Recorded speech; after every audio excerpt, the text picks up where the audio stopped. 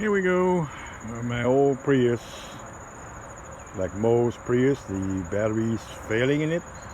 It's a 2005 model with lots of miles on it too. So I'll try to fix that. Some Prius battery fact that I learned working on my 2005 Prius after pulling the battery out a few times, just changing a couple of cells in it. Decided to go a different route, fixing it, since just don't really know what you're buying online from eBay, or personally just eBay at this point. Decided to go a different route. Yes, you buy cells that claim to be good or useful, but you don't know the extent of their capacity. So what happened, you put that together, you don't really test all the other cells, you just go with the open voltage test. That gives you an idea, okay, this module is bad, you go to that module, test both cells, okay, this cell is test a lot lower, put another cell in there, and away we go. You can test the cell you're getting, but most of the time you're just going to test for open voltage, and then you're going to put a small load for a little bit on it, and say, okay, well, it holds. This time, what I did the complete test on my car battery. Since I was driving with the car, I figured most of the cells should be pretty much fully charged. Had one cell that totally failed, and I load tested all the cells.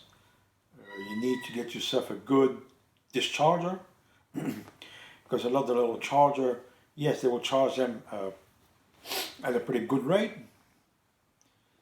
between 3 to 5 amp, but a lot of them little machines can only discharge at 1 amp, which would take you a long time if you got good cells. But the discharger I have can do all the way up to 30 amp discharge. He also gave me time in seconds and the amp hour he pull out the battery.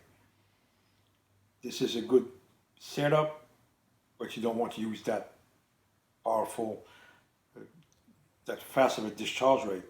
So at first I set it at 6 amp, but the problem I was having with that, since it's an old machine, it was stopping down at 1999 seconds.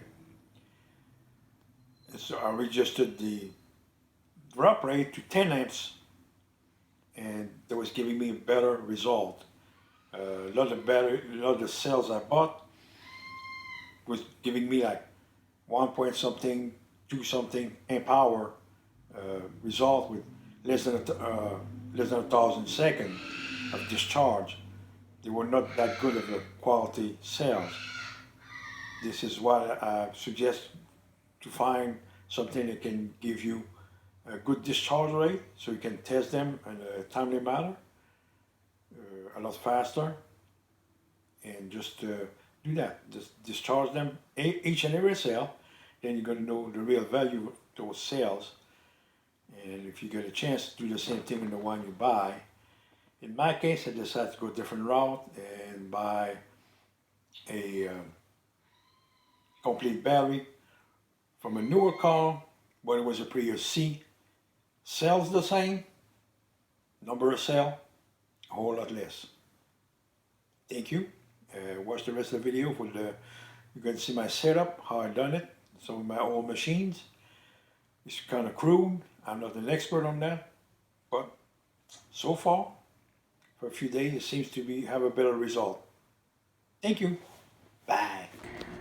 Here's my setup to discharge the cell. It's an old RC discharger. The current rate is 10 amps discharging.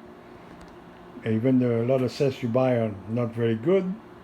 Some of them I'm testing, just got bought a few months ago, and they're still pretty bad.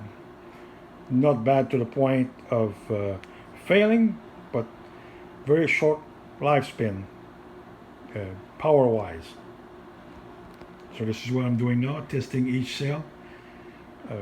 This discharger It runs out of time at 1999 seconds. So I had to upgrade from 6 amp to 10 amps on a discharge, and hopefully it will give me some better readings. So I need to find me at least 8 good cells in this pack to be able to put it together. Here where we start with a Prius C battery. We're going to try to fix the old 2nd generation Prius. Since I'm discharging the other pack, I'm going to need to recharge all them cells. So I decided on the new pack, or the newer pack, to try to charge each and every cell with this little charger here, going to full capacity. And I may test 1 or 2 on load test, but I'm assuming that they are good, so we'll take a chance.